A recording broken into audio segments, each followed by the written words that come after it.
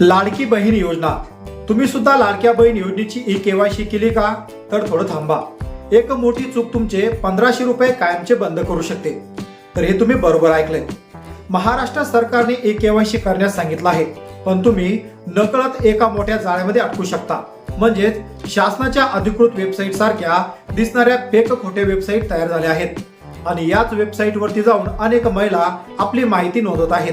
यामुळे तुमची ती केवायसी सरकारपर्यंत पोहोचत नाही आणि याच कारणामुळे तुमचे 1500 रुपये हे कायमचे बंद होऊ शकतात आणि तुमची वैयक्तिक माहिती सुद्धा ही धोक्यात येऊ शकते. पण आता तुम्ही घाबरू नका.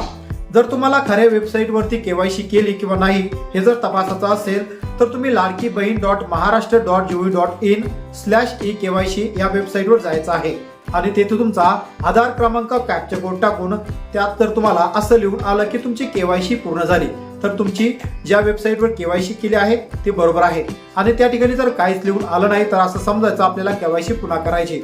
तर आता तुम्हाला केवायसी करायची असेल तर तुम्ही अधिकृत वेबसाईटला भेट देऊ शकता. तर तुम्हाला ही वेबसाईट आपल्या व्हॉट्सअप चॅनलवर, टेलिग्राम चॅनलवर, युट्यूब चॅनल आणि या आपल्या इंस्टाग्राम पेजच्या बायोमध्ये मिळून जाईल.